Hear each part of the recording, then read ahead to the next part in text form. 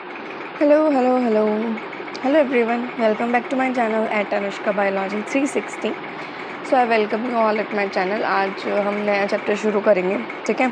Human human health and disease, sorry, हाँ, human health and disease आज हम शुरू करेंगे। 2 दिन का गैप इसलिए क्योंकि बड़ा चैप्टर था, तो आई थॉट तुम लोगों को थोड़ा टाइम तो चाहिए होगा। ऐसे एकदम इतना बैक टू बैक लेक्चर डालेंगे तो हाँ, तुमको पढ़ने के लिए टाइम नहीं मिलेगा, ठीक है। सो आज से हम ह्यूमन हेल्थ डिजीज़ जब तक ख़त्म नहीं होगा तब तक कंटिन्यू पढ़ेंगे, ठीक है। I will try my best, but यार कुछ ना कुछ काम निकल ही आता है। चलो, आई एम सॉरी। अब पढ़ना शुरू करते हैं फालतू की बकवास ना करके। तो देख लो भाई, चैप्टर का नाम है human health and disease, okay. देखो, 1 मिनट, पेन चूज़ कर लेते हैं। क्या ले, आज पर्पल लेके देखते हैं। Let's try. Health for a very long time was considered as a state of body and mind where there was a balance of certain humors. बहुत लंबे समय तक हेल्थ को माना जाता था कि ये बॉडी का एक ऐसा स्टेट है या फिर बॉडी और हमारे माइंड का ऐसा स्टेट है जहाँ पर बैलेंस होता है कुछ ह्यूमर्स का, कुछ अफवाहों का बैलेंस होता है। मतलब हम लोगों ने अपनी तरफ से कुछ डेफिनेशंस बना दी थी, तो वही चीज़ लोग काफ़ी टाइम तक मानते रहे। This is what early Greek like Hippocrates as well as Indian Ayurveda system of medicine asserted. ये वही था जो अर्ली ग्रीक लोग थे, जैसे कि हिपोक्रेट्स टाइप लोग, और इंडियन आयुर्वेदा का जो सिस्टम था दवाइयों का, उन्होंने जो सबसे पहली बातें बताई थी वो यही बताई थी कि कुछ ह्यूमर्स का हमारी बॉडी में बैलेंस होता है और हमारे स्टेट, मतलब हमारी बॉडी और माइंड की एक ऐसी पर्टिकुलर स्टेट होती है, क्या, health. It was thought that person with black bile belonged to the hot personality and would have fevers. ऐसा माना जाता था कि जो भी आदमी ब्लैक बाइल होगा, जिसके पास भी, उसकी पर्सनालिटी हॉट होगी और उसको फीवर होने के ज़्यादा चांसेस होंगे, उसको ज़्यादा फीवर होगा। This idea was arrived at by pure reflective thought. ये बस एक प्योर रिफ्लेक्टिव थॉट था, मतलब सिर्फ कही हुई बात थी, कुछ इसका लॉजिकल प्रूफ नहीं था। The discovery of blood circulation by William Harvey using experimental method and the demonstration of normal body temperature in person with black bile using thermometer disproved the good humor hypothesis of health. लेकिन जब blood circulation system का discovery हुआ, किसने किया, William Harvey ने किया। उन्होंने experimental method को यूज़ करा, उसके बाद ही ब्लड सर्कुलेशन की डिस्कवरी करी। तो उन्होंने ये बात डिमॉन्स्ट्रेट कर दी, ये बात उन्होंने प्रूफ कर दी कि जो नॉर्मल, जिस आदमी का ब्लैक बाइल है उसका भी नॉर्मल बॉडी टेम्परेचर हो सकता है, उसको फीवर के ज़्यादा चांसेस नहीं होते हैं, उसको ना कि ज़्यादा फीवर होता है। मतलब a person with black bile can have a normal body temperature according to William Harvey. और ये बात तो प्रूफ भी थी, ठीक है। उससे पहले कई कई बातों का हमारे पास कोई लॉजिकल प्रूफ नहीं था, बट विलियम हार्वे ने ये बात प्रूफ कर दी थी। और बाद में उन्होंने थर्मामीटर को यूज़ करके, उन्होंने बॉडी टेम्परेचर को मेजर करा था ब्लैक बाइल पर्सन में। और गुड ह्यूमर हाइपोथेसिस, और हेल्थ के ऊपर जो गुड ह्यूमर हाइपोथेसिस दी हुई थी उसको डिस्प्रूव कर दिया था, उसको खारिज कर दिया था, उसको रद्द कर दिया गया था, ठीक है। In later years, biology stated that mind influences through neural system and endocrine system our immune system and that our immune system maintains our health. बाद में ऐसा माना गया, बायो ने ऐसा स्टेट करा कि जो हमारा मस्तिष्क है, मतलब जो हमारा दिमाग है, हमारा जो माइंड है, वो इन्फ्लुएंस करता है न्यूरल सिस्टम के थ्रू और एंडोक्राइन सिस्टम के थ्रू हमारे इम्यून सिस्टम को, ठीक है। हमारा मस्तिष्क हमारे न्यूरल सिस्टम के थ्रू, मतलब जितने भी नर्व्स हैं सभी के थ्रू, और एंडोक्राइन सिस्टम जितने भी ग्लैंड्स एंड ऑल हैं उनके थ्रू हमारे इम्यून सिस्टम को इन्फ्लुएंस करता है। और इन रिटर्न इम्यून सिस्टम हमारी हेल्थ को मेंटेन करने का कार्य करता है। Hence mind and mental state can affect our health. इसीलिए मस्तिष्क और हमारी जो दिमागी हालत है वो हमारे हेल्थ को अफेक्ट कर सकती हैं। हमारा जो माइंड और मेंटल स्टेट है वो हमारी हेल्थ को अफेक्ट कर सकता है। Of course health is affected by, और ऑब्वियसली हेल्थ किस किस चीज़ों से अफेक्ट होती है, जेनेटिक डिसऑर्डर से, ये तो कोई बचा ही नहीं सकता। Deficiency with which a child is born and deficiency defect which the child inherit from parents to birth. ऐसी डेफिशिएंसीज जो बच्चे के अंदर पैदा होते के साथ आई थी, मतलब बाद में उसने कहीं से ली नहीं, जब वो पैदा हुआ तब भी वो उसके पास वो डेफिशिएंसीज थी। और सॉरी, और ऐसे डिफ़ेक्ट जो उसने इनहेरिट करे हैं अपने पेरेंट्स से, तो उस चीज़ से अफेक्ट होगी हमारी हेल्थ। दूसरा है इन्फेक्शन, जो आगे हम पढ़ेंगे। थर्ड है लाइफस्टाइल, अगर तुम अच्छा हेल्दी खाना नहीं खा रहे हो तो देयर आर चांसेस ना कि तुम फ्रिक्वेंटली बीमार हो, है ना, अगर तुम हेल्दी खाना नहीं खा रहे हो इस वजह से।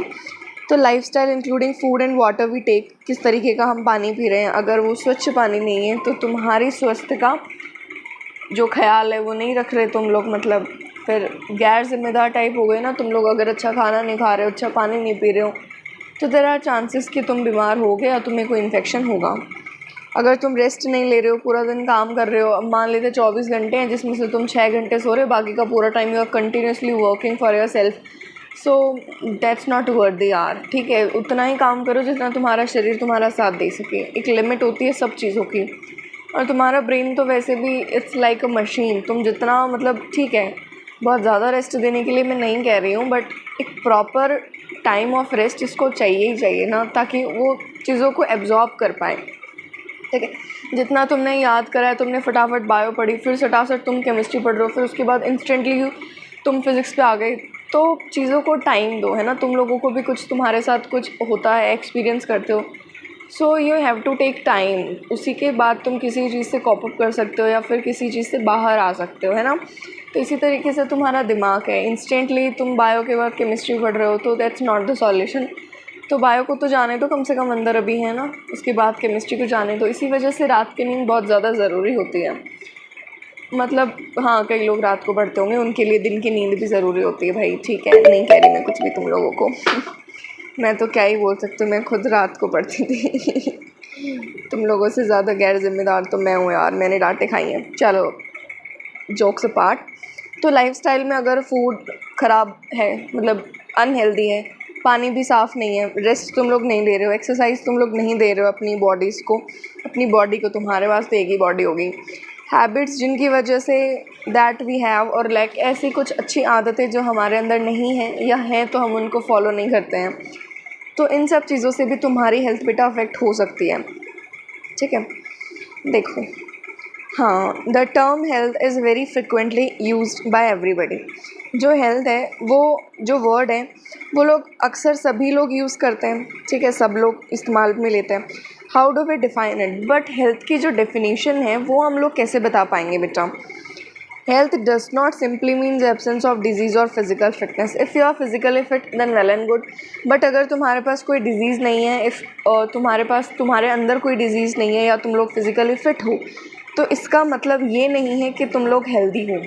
ठीक है, हेल्थ का सिंपली मतलब सिर्फ यही नहीं होता है कि इंसान में कोई डिज़ीज़ नहीं है और वो फिज़िकली फ़िट है। सिर्फ इतना ही, इतने छोटे से एरिया में हम लोग हेल्थ को डिफ़ाइन नहीं कर सकते हैं। It could be defined as a state of complete physical, mental and social wellbeing.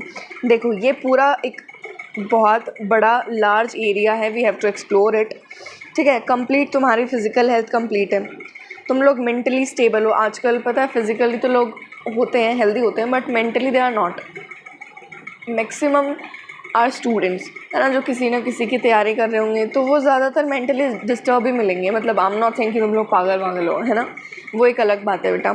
Mentally unhealthy मतलब एक तो तुम रेस्ट नहीं देते हो अपने ब्रेन को, है ना, काम करने के लिए, फिर बाद में छोटी छोटी चीज़ों को लेके अपसेट हो जाते हो, नाराज़ हो जाते हो, चिड़चिड़ापन होता है, तो ये चीज़ें भी उसमें आती हैं कि that you are mentally unfit, है ना। एंड सोशल वेलबींग, अगर तुम इंट्रोवर्ट टाइप हो, अगर तुम किसी से सोशली ज़्यादा मिल नहीं सकते हो, जैसे कि मेरे साथ भी ये प्रॉब्लम होता था, जैसे I can not interact with everybody. मतलब जैसे होता है कई लोगों को, उनको डर लगता है सब लोगों से बात करने में, फियर ऑफ पीपल, है ना, जहाँ पे ज़्यादा लोग होते हैं वो ज़्यादा जाना पसंद नहीं करते। कई लोग सिर्फ घर में रहना पसंद करते हैं, सिर्फ अपनी फैमिली से बात करना पसंद करते हैं, बाकी लोगों से बात करते टाइम दे आर अनकम्फर्टेबल, है ना, उनके हाथ शिवर करने लगते हैं, अजीब अजीब सी मूवमेंट्स होती हैं बॉडी में, तो वो सोशली वेलबींग नहीं है ना। तो इस तरीके से हम कह सकते हैं कि वो लोग भी अनहेल्दी हैं। सिर्फ हेल्थ का इतना सा सिंपली मतलब नहीं है कि तुम्हारे अंदर कोई डिज़ीज़ नहीं है या फिर तुम लोग फिज़िकली फिट हो तो तुम लोग हेल्दी हो। नहीं बेटा, अगर तुम लोग कंप्लीट फिज़िकली भी हेल्दी हो, मेंटली भी और स्टेबल एंड सोशल वेलबींग भी तुम्हारा अच्छा है, only then we can say कि तुम्हारी हेल्थ अच्छी है, यू आर हेल्दी। ठीक है, व्हेन पीपल आर हेल्दी, जब लोग हेल्दी होते हैं, they are more efficient at work, तो वो लोग ज़्यादा एफिशिएंसी से अपना काम कर सकते हैं। किसी काम को करने में अगर किसी को 3 घंटे लग रहे तो वही हेल्दी आदमी 1.5 घंटे में पूरा कर सकता है। आई कैन से दिस, ठीक है। तुम लोग खुद सोचो, अगर तुम लोग बीमार हो तो तुम लोग उतना अच्छे से नहीं पढ़ पाओगे, बट जब तुम लोग एकदम अच्छे मूड में हो, अच्छा फ्रेश हो, एकदम कोई कष्ट पीड़ा दुख दर्द कुछ नहीं है, तो तुम लोग ज़्यादा एफिशिएंसी से ज़्यादा मज़े के साथ पढ़ सकते हो, है ना बेटा। तो जो लोग हेल्दी होते हैं वो ज़्यादा एफिशिएंटली अपना कार्य कर सकते हैं। दिस इंक्रीजेस प्रोडक्टिविटी, ऑब्वियसली इससे प्रोडक्टिविटी बढ़ेगी, एंड ब्रिंग इकोनॉमिक प्रोस्पेरिटी। अगर सब लोग अपने देश में बहुत ज़्यादा हेल्दी तरीके से काम कर रहे हैं तो ऑब्वियसली इकोनॉमिक प्रोस्पेरिटी तो आएगी। Health also increase longevity of people, लोगों की जो जीवन मृत्यु का जो समय है, जीवन से लेके मृत्यु तक का जो समय है उसको बढ़ाता है, ठीक है। लॉन्गेविटी ऑफ पीपल मतलब तुम लोग ज़्यादा सालों तक जी सकते हो। And reduces infant and maternal mortality, और जो एकदम नवजात शिशु होते हैं उनका जो मरने का रेट है, that is infant mortality rate, उनको कम करता है। मैटरनल मोर्टेलिटी रेट को भी कम करता है बेटा, ठीक है, अगर हम लोग हेल्दी हैं तो। देन आता है balanced diet, personal hygiene and regular exercise are very important to maintain good health. एक तो बैलेंस्ड डाइट होना चाहिए, क्या क्या जो एकदम सफिशिएंट वाले एकदम हमारे लिए नेसेसरी न्यूट्रिएंट्स हैं वो तो हमको लेने ही लेने चाहिए। पर्सनल हाइजीन, अपनी साफ स्वच्छता का ध्यान रखो, है ना, ऐसे नहीं गंद में लौट रहे हो, ऐसा नहीं होना चाहिए। मेरी मम्मी मुझे अक्सर कहती है कि कुत्ता भी अपनी जगह साफ़ करके बैठता है, लेकिन तू देख बेड अगर फैला होगा ना तो मतलब अगर मेरे को रेस्ट चाहिए तो बस मेरे को चाहिए, चाहे कुछ भी फैला हुआ हो। तो मेरी मम्मी अक्सर मुझे ऐसा डांट मारती है कि तू बिल्कुल हाइजीनिक नहीं है। हाँ मतलब बाकी मैं हूँ, बट अगर बेड पे ऐसा है बुक्स वगैरह फैली है तो मैं वहीं सो जाती हूँ, समेटने वगैरह का कोई लोड नहीं लेती मैं ज़्यादा। तो वो चीज़ गलत है। रेगुलर एक्सरसाइज और करते रहने चाहिए। मैं भी क्या ही ज्ञान दे रही हूँ, मैं खुद तो कुछ करती नहीं हूँ, बट स्टिल तुम लोगों को करनी है, आर वेरी इंपॉर्टेंट। अगर हमें गुड हेल्थ को मेंटेन करना है तो पर्सनल हाइजीन का होना, बैलेंस्ड डाइट का होना और बेटा रेगुलर एक्सरसाइज का होना नेसेसरी है। Yoga has been practicise since time immemorial to achieve physical and mental health. बहुत लंबे समय से फिज़िकली और मेंटल हेल्थ को स्टेबल रखने के लिए योगा को करा जाता है। मतलब कई लोग कहते हैं कि मेडिटेशन करो, योगा करो तो मेंटली भी स्टेबल होगे, फिज़िकली भी तुम लोग फिट रहोगे। तो मैंने सुना है बहुत लोगों को कहते हुए, एंड या इट्स ट्रू आई थिंक। तो परफॉर्म करो भाई, करो अच्छे से, थोड़ा बहुत टाइम निकालो खुद के लिए। Awareness about diseases and the effect on different body function, vaccination, immunization against infectious diseases, proper disposal of waste, control of vector and maintenance of hygiene in food and water resources are necessary for achieving good health. Good health को achieve करने के लिए obvious सी बात है, खाने में तुमको hygienic रहना चाहिए, वाटर रिसोर्सेज तुम्हारे साफ़ रहने चाहिए, ऐसा नहीं गंदा पानी पी रहे हो, है ना। और वेस्ट का प्रॉपर डिस्पोजल का तरीका होना चाहिए, ऐसे नहीं खुले में कहीं भी फैलाया है तुम लोग। वेक्टर मतलब बेटा जो जैसे मॉस्किटोज़ वगैरह होते हैं वो डिज़ीज़ को ट्रांसपोर्ट करने का काम करते हैं, तो दे आर वेक्टर। तो वेक्टर को कंट्रोल करो, जैसे कि गैम्बूसिया फ़िश है, वो लार्वा ईटिंग है, लार्वा ईटिंग फ़िश है, तो वो मॉस्किटो से प्रिवेंट करेगी तुम लोगों को, तो तुमको बीमारी से बचाएगी। इन्फेक्शियस डिजीज़ के बारे में तुम लोगों को पता होना चाहिए कि वैक्सीनेशन की नॉलेज होनी चाहिए, कौन कौन सी डिजीज़ेज़ अपने क्या क्या बॉडी फंक्शन पे अफेक्ट करती है ये तुम लोगों को पता होना चाहिए। तो सारी चीज़ों के बारे में तुमको थोड़ा थोड़ा नॉलेज होना चाहिए, जिसकी वजह से तुम लोग हेल्दी रह सकते हो। अब आगे क्या लिखा है बच्चा, when the functioning of one or more organ or system of the body is adversely affected, characterized by appearance of various signs and symptoms, we say that we are not healthy, that is we have a disease. जब हमारे किसी एक या एक से ज़्यादा organ के function के ऊपर कुछ अफेक्ट पड़ता है या वो अच्छे से काम नहीं कर पाते हैं और तुम्हारे अंदर कुछ अलग अलग मतलब नॉर्मल रूटीन से कुछ अलग साइन अगर तुमको दिखते हैं, कुछ सिम्टम्स तुमको दिखते हैं, तो हम लोग कहते हैं कि that we are not healthy, ठीक है। और इनडायरेक्टली कि हम लोग क्या हैं, डिजीज़ हो गए हैं, हमको कोई ना कोई बीमारी है। Disease can be broadly grouped into infectious and non infectious. Disease के दो पार्ट होते हैं, इन्फेक्शियस हो सकता है, नॉन इन्फेक्शियस हो सकती है। Disease which are easily transmitted from one person to another are called infectious. Infection मतलब जैसे कि कोरोना वायरस था, कहते थे ना कि जो अगर हम छींकते हैं तो उससे भी वो फैल सकता था। तो इस तरीके की बीमारियाँ को जो ईजिली एक पर्सन से दूसरे पर्सन में फैल सकते हैं उसको हम इन्फेक्शियस कहेंगे, ठीक है। तो infectious disease are very common and every one of us suffers from these at some time or other. जो इन्फेक्शियस डिजीज़ होती हैं वो ज़्यादा कॉमन होती हैं, ज़्यादा ईज़िली तरीके से फैल सकते हैं, तो ज़्यादा कॉमन होंगी बेटा ऑब्वियसली। और हम लोगों में से कभी ना कभी तो कोई ना कोई सफ़र करता ही है, जैसे कि ज़ुकाम हो गया, वो भी एक इसी तरीके की डिजीज़ है, इन्फेक्शियस ही है। Some of the infectious disease like AIDS are fatal. AIDS भी एक इन्फेक्शियस डिजीज़ है, वो फेटल प्रूफ हो सकती है। फेटल मतलब मारने वाली बीमारी, ठीक है। तो एड्स फेटल प्रूफ हो सकती है अमंग नॉन इन्फेक्शियस डिजीज़ में, जैसे कि कैंसर है। तुमने सुना है कि कैंसर कभी ट्रांसमिट हो गया इस आदमी से इस आदमी। एड्स तो चलो सुना है ना, बट कैंसर नहीं होता। तो cancer is a non infectious disease. But non infectious होके भी कैंसर जो है वो ज़्यादा मेजर कॉज है बेटा डेथ का, ठीक है। नॉन इन्फेक्शियस डिजीज़ में अगर अपन देखें सबसे ज़्यादा मृत्यु अगर हुई हैं तो कैंसर की वजह से ही हुई है। Drug and alcohol abuse also affect our health adversely. ज़्यादा ड्रग्स अगर अपन लेते हैं, ड्रग्स के साथ अगर अपन एल्कोहल कंज्यूम करते हैं बेटा, ये कॉम्बिनेशन बहुत ख़राब होता है। तो अगर अपन इस तरीके से बहुत चीज़ें कंज्यूम कर रहे हैं, drug and alcohol and all, तो उससे भी हमारी हेल्थ अफेक्ट होती है। देन हम पढ़ेंगे कॉमन डिजीज़ इन ह्यूमंस। बस ये 2 पेज का ही है, तो हम 2 पेज में ख़त्म कर लेंगे जल्दी से। कॉमन डिजीज़ इन ह्यूमंस में क्या क्या है? A wide range of organism belonging to bacteria, virus, fungus, protozoans, helminth etcetera could cause disease in man. बहुत सारे ऑर्गेनिज्म, जैसे कि अगर बैक्टीरिया लें, वायरसेस लें, फंगस लें, प्रोटोजोन्स लें, हेलमिंथ लें, तो ये सभी लोग क्या कर सकते हैं, अपने अंदर बीमारियां फैला सकते हैं। तो सच डिज़ीज़ कॉजिंग ऑर्गेनिज्म, इस तरीके से जो ऑर्गेनिज्म डिज़ीज़ कॉज कर सकता है उसको हम लोग पैथोजेंस कहते हैं। Most parasite are therefore pathogen as they cause harm to the host by living in और ऑन दैम। तो ज़्यादातर जो पैरासाइट होते हैं वो क्या होते हैं, पैथोजेंस होते हैं, डिजीज़ कॉजिंग होते हैं। वो अपने होस्ट को हार्म ही करते, क्या तो उनके अंदर रह के या उनके ऊपर रह के। The pathogen can enter our body by various means. जो पैथोजेंस हैं वो हमारी बॉडी में अलग अलग रास्तों से आ सकता है, फिर हमारी बॉडी में मल्टीप्लाई करेगा और इंटरफेयर करेगा हमारी normal vital activity. Vital activity मतलब जो बहुत नेसेसरी एक्टिविटीज़ है, जैसे कि हार्ट है, बाकी के जो वाइटल ऑर्गन्स हैं जो अपना काम कर रहे हैं, उनकी वाइटल एक्टिविटीज़ को ये लोग इंटरफेयर करेंगे, आके काम धाम नहीं करने देंगे, resulting in morphological and functional damage. फिर हमारा मॉर्फोलॉजिकल और फंक्शनल डैमेज होगा।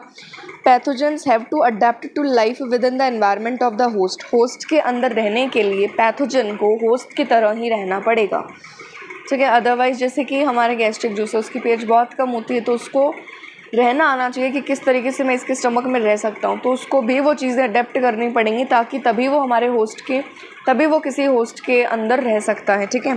फॉर एग्जाम्पल जैसे कि pathogen that enter the gut must know a way to surviving in the stomach at low pH। जो पैथोजन हमारे गट के अंदर आ रहा है उसको ये पता होना चाहिए कि स्टमक के अंदर इतनी लो pH पे कैसे रह सकते हैं हम लोग।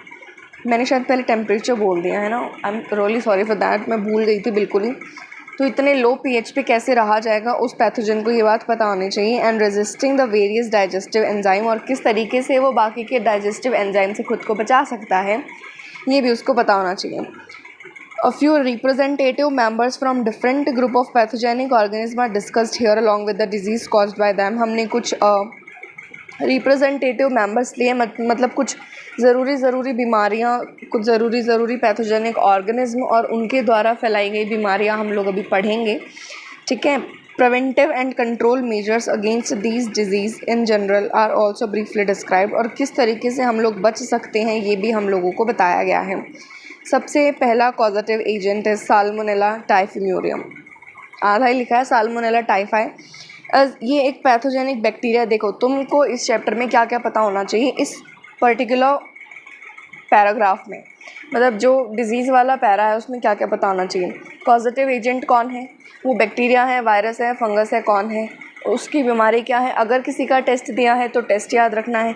मेनली अगर किसी का ऑर्गन दिया कि पर्टिकुलरली ये वाला ऑर्गेनिज्म यही ऑर्गन को अफेक्ट करता है, तो वो ऑर्गन तुमको पता होना चाहिए। अगर उसका वेक्टर दिया है तो वेक्टर भी तुमको पता होना चाहिए।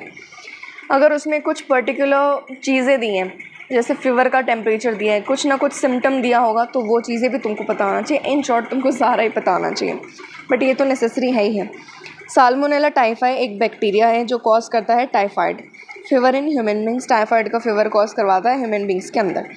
These pathogen generally enter the small intestine. ये जनरली स्मॉल इंटेस्टाइन में एंटर करता है through food and water contaminated. तुमको ये भी पता होना चाहिए कि वो बीमारी ज़्यादा फैलती किससे है, जैसे कि फूड एंड वाटर कॉन्टामिनेशन का एक अलग होगा कॉलम। तो ये है फूड एंड वाटर कॉन्टामिनेशन में पहला पड़ा है typhoid. With them and migrate to other organ through blood. ये जो बैक्टीरिया है ये कॉन्टामिनेटेड गंदे पानी और खाने से तुम्हारे बॉडी में आएगा, मेनली स्मॉल इंटेस्टाइन में आता है, उसके बाद बाकी ऑर्गन्स के अंदर ब्लड के थ्रू फैल जाता है। Sustained high fever 39 to 40 degree Celsius का बुखार इसमें आता है। वीकनेस आती है, स्टमक पेन होता है, कॉन्स्टिपेशन होता है, हेडेक होता है, loss of appetite are some of the common symptom of this disease. इस बीमारी के कुछ कॉमन सिम्टम्स क्या क्या हैं? 39 to 40 डिग्री सेल्सियस वीकनेस हो जाएगी, पेट में दर्द होगा, कॉन्स्टिपेशन होगा, हेडेक होगा, लॉस ऑफ एपेटाइट होगा। ये कुछ कॉमन सिम्टम्स हैं इस बीमारी के। इंटेस्टाइनल परफोरेशन एंड डेथ में अकर इन सेवर केसेस। कुछ केसेस में इंटेस्टाइन परफोरेशन मतलब उसमें होल्स हो जाएंगे, इंटेस्टाइन पूरी परफोरेट हो जाएगी, उसमें छेद हो जाएंगे, तो इंटेस्टाइनल परफोरेशन, और कुछ केसेस में डेथ भी हो सकती है। Typhoid fever could be confirmed by Widal test. हो जाए यार, ये मार्कर भी काम नहीं करता कभी कभी। विडाल टेस्ट किसके लिए टेस्ट है भाई? टाइफॉइड के लिए, ये याद रखना है, बहुत बार आता है। विडाल टेस्ट किसके लिए? टाइफॉइड को कंफर्म करने के लिए। A classic case in medicine that of Mary Mallon. एक औरत है जिसका नाम मैरी मिलॉन है, निक नेम्ड टाइफॉइड मैरी, उसका नाम था मैरी मिलॉन था, बाकी उसको टाइफॉइड मैरी कहते थे क्योंकि उसने जो खाना बनाया वो एक बेसिकली कुक थी प्रोफेशन से, तो वो बहुत सालों तक बहुत लोगों को जो टाइफॉइड है वो फैलाती रही, ठीक है, तो इसी वजह से उसका नाम टाइफॉइड मैरी रख दिया गया। इज़ वर्थ मैंशनिंग हेयर, यहाँ उसको बताना ज़रूरी था। She was a cook by profession, वो पेशे से एक खाने बनाने वाली औरत थी। And was a typhoid carrier who continue to spread typhoid for several years to the food she prepared. उसने जो जो खाना बनाया वो एक टाइफॉइड की कैरियर थी, ठीक है, उसने बहुत लोगों को टाइफॉइड फैलाया और जो जो उसने खाना बनाया उसी से वो टाइफॉइड फैलाती गई। बैक्टीरिया लाइक स्ट्रेप्टोकोकस निमोनियाए, दूसरी बीमारी हम पढ़ेंगे निमोनिया। इसका कॉजेटिव एजेंट है, इसके दो नाम हैं, स्ट्रेप्टोकोकस निमोनियाए, हीमोफिलस इन्फ्लुएंजी, ठीक है, हीमोफिलस इन्फ्लुएंजी और स्ट्रेप्टोकोकस निमोनियाए। एक मिनट बेटा। Are responsible for the disease pneumonia. ये लोग क्या कॉज करते हैं? ये लोग निमोनिया कॉज करते हैं ह्यूमन बींग्स के अंदर। विच इन्फेक्ट द एल्व्यूलाई। एक मिनट, मेरा मार्कर ही अच्छे से काम नहीं कर रहा आज तो। ह्यूमन्स के अंदर निमोनिया करवाते हैं। विच इन्फेक्ट द एल्व्यूलाई, मतलब हमारी जो एल्व्यूलाई हैं उसको अफेक्ट करता है। Air filled sac of the lung, lung के अंदर जो एयर फिल्ड छोटे छोटे बैग होते हैं जिसको हम एल्व्यूलाई कहते हैं। As a result of infection, इस इन्फेक्शन के बाद the alveoli get filled with fluid leading to severe problem in respiration. पहले तो उनके अंदर एयर थी, बाद में इनके अंदर कुछ फ्लूइड भर जाता है, इस वजह से इसकी जो कैरेक्टरिस्टिक फीचर है इस बीमारी का, that is fluid filled alveoli. अगर ये वर्ड कहीं भी आए समझ जाना निमोनिया की बात कर रहा है। तो इस इन्फेक्शन के बाद एल्व्यूलाई के अंदर कोई फ्लूइड भर जाता है जिसके बाद रेस्पिरेशन में हम लोगों को बहुत सी प्रॉब्लम होती हैं। The symptom of pneumonia, pneumonia के अंदर क्या क्या होता है? फीवर हो सकता है, चिल्स हो सकते हैं, ठंडा, कभी ठंडा एकदम गर्म, कफ हो सकता है एंड हेडेक भी हो सकता है। In severe cases the lips and finger nails में turn grey to bluish in colour. कुछ केसेस के अंदर जो लिप्स और फिंगर का कलर है, फिंगर नेल्स का कलर है, वो ग्रे से ब्लू कलर का हो सकता है। A healthy person acquire the infection by inhaling the droplet aerosols release by infected person. अगर इन्फेक्टेड पर्सन कहीं छींक देता है तो हमारी जो ड्रॉपलेट्स हैं वो एयर में आ गए, अगर वो कोई इनहेल कर ले तो दूसरे वाले को भी निमोनिया हो जाता है बाय द इन्फेक्टेड पर्सन। और even sharing glasses and utensil, अगर उसके लगाए हुए मतलब उसके इस्तेमाल करे हुए ग्लास यूटेंसिल्स बर्तन भी हम इस्तेमाल करेंगे तो भी हमें निमोनिया हो सकता है विद एन इन्फेक्टेड पर्सन, ये मैं बता चुकी हूँ। डिसेंट्री, प्लेग, डिप्थीरिया, ये कुछ ऐसी बीमारी हैं जो बैक्टीरियल डिजीज़ हैं मैन के अंदर। तो बैक्टीरियल डिजीज़ हमको दो दिए बेटा, निमोनिया है, positive agent is Haemophilus influenzae, और स्ट्रेप्टोकोकस निमोनिया है, दूसरा दिया टाइफॉइड, पॉजिटिव एजेंट है साल्मोनेला टाइफाई, ठीक है। तो ये हमारा यहाँ तक हो गया। उसके बाद हम लोग वायरल डिजीज़ पढ़ेंगे। वायरल डिजीज़ में हमको क्या क्या दिया है, एक minute, sorry, yes, many viruses also cause disease in human being. बहुत सारे वायरस भी होते हैं जो हमारे ह्यूमन बींग्स के अंदर डिजीज़ कॉज करते हैं। Rhinoviruses represent one such group of viruses which cause one of the most infectious human ailment, the common cold. Rhino virus एक ऐसे वायरस का ग्रुप है जो हमारे ह्यूमन बींग्स के अंदर सबसे कॉमनली की जाने वाली बीमारी है, वो है कॉमन कोल्ड। सर्दी ज़ुकाम जनरली हर मौसम में सबको हो जाती है। तो इसको फैलाने वाला कौन? राइनो वायरस है। दे इन्फेक्ट द नोज़, ये लोग नोज़ को इन्फेक्ट करेंगे एंड रेस्पिरेटरी पैसेज, और रेस्पिरेटरी पैसेज को इन्फेक्ट करेंगे, लेकिन ये लंग्स के ऊपर कोई इफेक्ट नहीं डालते हैं, लेकिन ये लंग्स को बिल्कुल भी नुकसान नहीं पहुंचाते हैं। इस वजह से ये एक URT डिजीज़ है, मतलब अपर रेस्पिरेटरी डिजीज़ है। रेस्पिरेटरी ट्रैक्ट से ऊपर, मतलब सिर्फ रेस्पिरेटरी ट्रैक्ट को ही इन्फेक्ट करती है, लंग्स से ऊपर ऊपर का सारा इन्फेक्ट करती है, बाकी लंग्स को कोई नुकसान नहीं पहुँचाती है। सॉरी।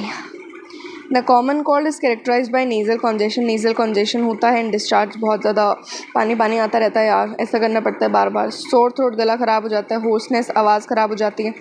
कफ होता है, सर दर्द भी होता है। टायर्डनेस, बहुत थका थका फील करता है, जो जनरली 3 से 7 दिन तक रहता है। ड्रॉपलेट्स रिजल्टिंग फ्रॉम कफ और sneezes of an infected person are either inhaled directly और transmitted through contaminated objects such as pen, book, cup, doorknob, computer keyboard and mouse in cost infection a healthy person. अगर कोई common cold वाला आदमी तुम्हारे सामने छींक दे बिना hanky use करे या बिना मास्क के यूज़ करें, तो तुमको भी कॉमन कोल्ड होने का खतरा बन जाता है। फिर अगर तुमने उसके कॉन्टामिनेट करे हुए pen, book, cup, door knob, दरवाजे का नॉब होता है ना, वो कंप्यूटर कीबोर्ड, माउस, कुछ भी तुमने टच करा तो तुमको कॉमन कोल्ड होने का खतरा ज़्यादा रहता है। समझ गए? लास्ट आज हम लोग पढ़ेंगे दैट इज़ मलेरिया। ठीक है, ज़्यादा बड़ी क्लास नहीं रखेंगे, 26 मिनट की तो वैसे हो चुकी है। चलो, तो some of the human disease are caused by protozoans. कुछ प्रोटोजोन भी होते हैं जो हमारे अंदर डिजीज़ को फैलाते हैं। You might have heard about malaria. तुम लोगों ने मलेरिया के बारे में सुना होगा। A disease man has been fighting since many years. बहुत सालों से जिस डिज़ीज़ से इंसान लड़ रहा है। प्लाज्मोडियम एक छोटा सा प्रोटोजोन होता है जिसका नाम प्लाज्मोडियम होता है, वो इस डिजीज़ के लिए रिस्पॉन्सिबल होता है। अब प्लाज्मोडियम के अलग अलग स्पीशीज़ होती हैं। प्लाज्मोडियम वाइवेक्स, प्लाज्मोडियम मलेरिया है, प्लाज्मोडियम फैल्सिपैरम, और एक और होता है प्लाज्मोडियम ओवेल। शायद पहले तो दिया हुआ था, अब हटा दिया। तो अभी एनसीईआरटी के अकॉर्डिंग 3 स्पीशीज़ दिए हैं प्लाज्मोडियम के। उसमें से प्लाज्मोडियम जो फैल्सिपैरम है, प्लाज्मोडियम फैल्सिपैरम है, वो सबसे ज़्यादा सीरियस बीमारी कॉज करता है और फेटल भी हो सकती है, मतलब इससे किसी की मृत्यु भी हो सकती है। Are responsible for different type of malaria. Plasmodium के 3 अलग अलग स्पीशीज़ हमको अलग अलग मलेरिया कॉज करते हैं, जिसमें से सबसे ज़्यादा फेटल, सबसे ज़्यादा सीरियस अगर देखें तो वो है प्लाज्मोडियम फैल्सिपैरम के द्वारा करी गई। Let us take a glance at the life cycle of Plasmodium. हम लोग प्लाज्मोडियम की लाइफ साइकिल को पढ़ते हैं एक बार। सबसे पहले क्या होता है, हाँ इसका डायग्राम भी पढ़ाऊँगी। Plasmodium enters the human body as sporozoites. Sporozoite क्या होता है? इन्फेक्शियस फॉर्म होती है ह्यूमन्स के लिए। आगे आएगा इन्फेक्शियस फॉर्म फॉर उसके लिए, मॉस्किटो के लिए, फॉर ह्यूमन्स। प्लाज्मोडियम हमारी बॉडी के अंदर एंटर करेगा in the form of sporozoite. Sporozoite infectious form होती है ह्यूमन्स के लिए through the bite of infected female Anopheles mosquito. जैसे ही एनोफिलिस मॉस्किटो, कोई इन्फेक्टेड फीमेल एनोफिलिस मॉस्किटो जिसके अंदर स्पोरोजोइड स्टोर्ड है उसकी सलाइवरी ग्लैंड में, आगे देखेंगे, वो अगर तुमको बाइट करती है तो तुम्हारे अंदर उसके स्पोरोजोइड आ जाएंगे। The parasite initially multiply within the liver cell. शुरू में लिवर सेल के अंदर मल्टीप्लाई करेगा वो, उसके बाद वो आरबीसी के ऊपर अटैक करेगा, आरबीसी को तोड़ देगा, उनके रप्चर करेगा। The rupture of RBCs is associated with the release of a toxic substance known as hemozoin. जैसे ही आरबीसी टूटा उसके बाद एक टॉक्सिक सब्सटेंस निकला जिसका नाम है hemozoin, which is responsible for the chill and high fever recurring every 3 to 4 days। हर 3-4 दिन बाद क्या होता है, एक बार अचानक से इंसान ठंडा पड़ जाता है, अचानक से बहुत गर्म तेज़ बुखार आ जाता है, तो 3-4 दिनों में ऐसा होता रहता है। तो वो किसकी वजह से होता है? एकदम हाई चिल्स एंड फीवर किस वजह से होते हैं? हीमोजोइन की वजह से। हीमोजोइन क्यों आता है? जैसे ही आरबीसी के ऊपर अटैक हुआ, आरबीसी टूटी, वैसे ही हीमोजोइन रिलीज़ हुआ। When a female Anopheles mosquito bite an infected person, जब किसी मलेरिया इन्फेक्टेड पर्सन को एनोफिलिस दोबारा बाइट करती है, this parasite enter the mosquito's body and undergo further development. उसके बाद जो पैरासाइट हैं वो मॉस्किटो की बॉडी में एंटर कर जाते हैं और आगे का अपना डेवलपमेंट करते हैं। The parasite multiply within them to form sporozoite, फिर पैरासाइट उसके अंदर मल्टीप्लाई करके स्पोरोजोइट बनाएगा जो उसके सलाइवरी ग्लैंड में आके स्टोर हो जाएंगी। When these mosquito bite a human, फिर दोबारा वो किसी ह्यूमन को बाइट करेगा, द स्पोरोजाइट फिर दोबारा उसकी बॉडी में आ जाएगा और फिर जो ऊपर मैंने बताया था वो फिर से शुरू हो जाएगा। It is interesting to note that the malarial parasite requires 2 host. जो मलेरिया का पैरासाइट होता है उसको 2 होस्ट की ज़रूरत होती है, एक तो ह्यूमन और एक mosquito itself. To complete its life cycle, अपनी लाइफ साइकिल को कंप्लीट करने के लिए जो मलेरियल पैरासाइट होता है उसको 2 होस्ट की ज़रूरत होती है, human and the mosquito. The female anopheles mosquito is the vector transmitting agent. जो मलेरिया को ट्रांसमिट करने वाला है वो वेक्टर कौन है, फीमेल एनोफिलीज। ये काफ़ी बार पूछा जाता है तो तुम लोग याद रखना। देखो यहाँ देखो, सबसे पहले when the mosquito bites another human sporozoite are injected with bite, उसने बाइट के साथ स्पोरोजोइट इंसर्ट कर दिए। फिर ये लिवर है, लिवर की सेल्स स्पोरोजोइट सबसे पहले लिवर की सेल्स के ऊपर इनिशियली वहाँ मल्टीप्लाई करना शुरू करेगी, ब्लड के थ्रू आ गई वहाँ पे लिवर तक। उसके बाद जो पैरासाइट है वो एसेक्सुअली रिप्रोड्यूस करेगी, अपना नंबर बढ़ाएगी लिवर सेल्स के अंदर। उसके बाद सेल को तोड़ देगी और ब्लड के अंदर आ जाएगी। ब्लड के अंदर क्या है, आरबीसीज हैं। फिर पैरासाइट रिप्रोड्यूस करेगी, फिर पैरासाइट दोबारा एसेक्सुअली रिप्रोड्यूस करेगी आरबीसीज के अंदर। देखो याद रखना, ह्यूमन के अंदर पैरासाइट सिर्फ एसेक्सुअली रिप्रोड्यूस करता है, उसका सेक्सुअल रिप्रोडक्शन होता है एनोफिलीज के अंदर जाके।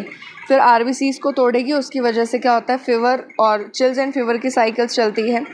Release parasite infect new RBC, और फिर उसके बाद एक आरबीसी को ख़राब कर दिया, फिर दूसरे के पास चली गई। उसके बाद सेक्सुअल स्टेज, गेमीटोसाइट जो है, गेमीटोसाइट बने हमारी बॉडी के अंदर, हमारी बॉडी की आरबीसीज के अंदर गेमीटोसाइट बने। उसकी जो सेक्सुअल स्टेजेस हैं गेमीटोसाइट, वो हमारी बॉडी में बनी। उसके बाद जो गेमीटोसाइट है, गेमीटोसाइट इन्फेक्शियस स्टेज है। वैसे तो इन्फेक्शियस नहीं होनी चाहिए बट स्टिल ये इन्फेक्शियस स्टेज है। किसके लिए, मॉस्किटो के लिए। तो गेमीटोसाइट कौन लेगा, एनोफिलीज ले लेगी ब्लड मील के थ्रू। फिर फर्टिलाइजेशन होगा मॉस्किटो के गट के अंदर। ये चीज़ें याद रखनी, कुछ स्पेसिफिक चीज़ें लिखी हुई हैं। मॉस्किटो के गट के अंदर क्या होता है, फर्टिलाइजेशन होता है। और स्पोरोजोइट स्टोर कहाँ होते हैं, उसके सिलाइवरी ग्लैंड के अंदर होते हैं। एक बार फिर से बता देती हूँ जल्दी से। सबसे पहले एनोफिलीज ने तुम लोगों को बाइट करा, उसने छोड़ दिया स्पोरोजोइट तुम्हारी बॉडी के अंदर। वो ब्लड से घूमते घूमते कहाँ चले गए, लिवर के अंदर। लिवर सेल्स के अंदर उन लोगों ने क्या करा, अपना एसेक्सुअल रिप्रोडक्शन परफॉर्म करा और वो अपना नंबर बढ़ाया।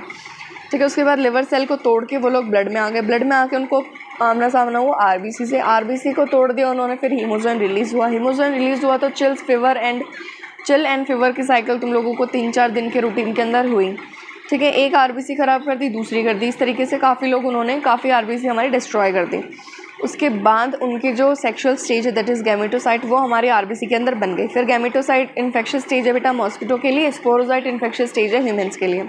हमारी ब्लड के अंदर उसके गैमेटोसाइट तैर रहे थे। उसके बाद जो फीमेल एनोफिलीज मॉस्किटो है उसने ब्लड मील से दोबारा तुमको काटा और पता भी नहीं चला तुम लोगों के ब्लड से वो कब गैमेटोसाइट उठा के ले गई। फिर उसके बाद मॉस्किटो के गट के अंदर, उस मॉस्किटो के गट के अंदर उसका फर्टिलाइजेशन हुआ। फर्टिलाइजेशन होने के बाद बेटा बना स्पोरोजाइट उसके गट को छोड़ के कहाँ चले गए, सैलिवरी ग्लैंड के अंदर। याद रखना स्पोरोजाइट भी कहाँ बनते हैं, गट में ही बनते हैं। उसके बाद गट को छोड़ के वो लोग सैलिवरी ग्लैंड में आ गए स्टोर होने के लिए। ये रेड देख रहे हो, ये तो स्पोरोजाइट है और ये पूरी जो ब्लू कलर की लाइनिंग करी हुई ये सैलिवरी ग्लैंड है। उसके बाद ये साइकिल बार बार चलती रहती है।